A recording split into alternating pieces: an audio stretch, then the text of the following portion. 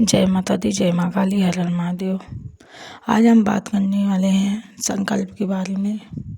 बहुत से बच्चे ऐसे कहते हैं, माँ हमें नहीं पता है कि संकल्प कैसे लेते हैं। जब हम कोई चीज़ करते हैं, पाठ वगैरह या मंत्र जाप, तो संकल्प कैसे लेते हैं। यहाँ तक कि अगर भगवान को हम भोग लगा रहे हैं अगियारी पे लौंग बतासे का, उसमें भी अगर हम संकल्प लेके लगाते हैं तो हमारे भगवान को स्वीकार होता है। इससे हमारे कुल देवी देवता इष्ट भी बहुत जल्दी जागृत होते हैं। तो आज हम संकल्प के बारे में बताएंगे और संकल्प से बहुत फायदे होते हैं। संकल्प से इतने फायदे होते हैं कि मैं आपको बता नहीं सकती। तो संकल्प से हमें बहुत फायदे होते हैं। संकल्प लेकर अगर कोई पाठ करते हैं तो उसका फल हमें पूरा मिलता है। संकल्प लेके पूजा पाठ करते हैं तो हमें संकल्प से उसका फल मिलता है। संकल्प लेके अगर मंत्र जाप कर रहे हैं तो हमें फल मिल रहा है। वो कोई प्रेत बाधा, कोई संकट नहीं खा सकता है उस पर। अगर संकल्प लेके हम अपने पितरों को शुद्धिकरण करें, उनके निमित्त कोई पाठ वगैरह मंत्र जाप करें, वो भी बहुत जल्दी सिद्ध होते हैं। अगर पितृदोष लगाए, उनके लिए कोई उपाय कर रहे हैं तो संकल्प लेके करते हैं तो फायदा मिलता है। कुल देवी देवता अगर उल्टे पे चल रहे हैं, उनके लिए कोई कार्य कर रहे हैं संकल्प लेके, उसमें भी बड़े फायदे मिलते हैं और बहुत जल्दी ठीक होता है। तो संकल्प लेना आप कभी मत भूलिए। मैं तो यही कहूँगी आप लोगों से कि संकल्प बहुत ज़रूरी है, बहुत ज़रूरी। क्योंकि पहले मुझे भी पता नहीं था, मैं भी बिना संकल्प के सारी चीज़ें करती थी। फिर कुछ दिन में ऐसा हुआ कि मैं खुद से परेशान होने लगी।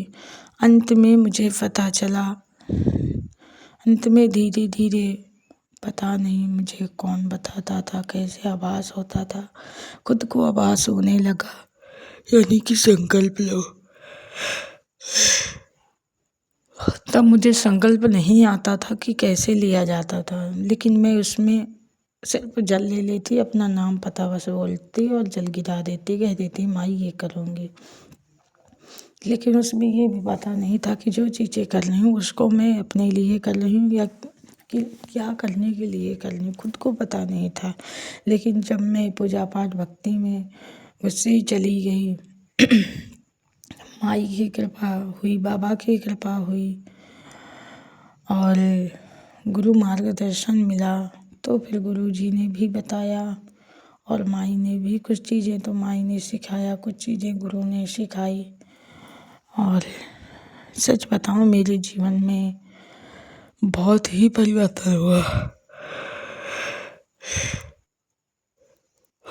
तो आप जब संकल्प लें, कोई भी पूजा पाठ करने जा रहे हैं, तो आप आसन में जब बैठ जाएं तो पहले अपने ऊपर जल छिड़कें। जल छिड़कने के बाद हाथ में जल लेना, अमुक नाम नहा, अमुक गोत्र। इसके पहले नहीं, हाथ में जल लो, पहले विष्णु विष्णु 3 बार बोलो, फिर इसके बाद अमुक नाम नहा, अमुक गोत्र, अमुक पिता का नाम, माँ का नाम, कहाँ के निवासी हैं, किस जगह पे रहते हैं, किन देवी देवताओं की, किन के निमित्त क्या करना चाहते हैं, पितरों के निमित्त या अपने लिए, या मंत्र जाप या पूजा पाठ क्या कर रहे हैं, इसको बोलिए। बोलने के बाद फिर आपको अहम संकलम करिष्ये बोल के जल गिरा देना है, ठीक है। ऐसे हमें संकल्प लेना है, हमें संकल्प लेना भूलना नहीं है। कोई भी चीज़ करें संकल्प अवश्य लेना है।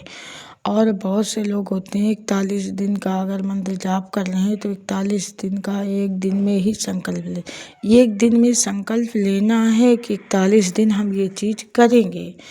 लेकिन हमें प्रतिदिन भी संकल्प लेना है। एक दिन तो हम ले लेते हैं 41 दिन के लिए, लेकिन नित्य प्रतिदिन भी हमें संकल्प लेना है। क्योंकि हमारे गुरुजी कहते हैं कि बेटा, अगर नवरात्रि चल रही है तो आप एक दिन संकल्प लोगे तो 9 दिन पूरा काम करेगा।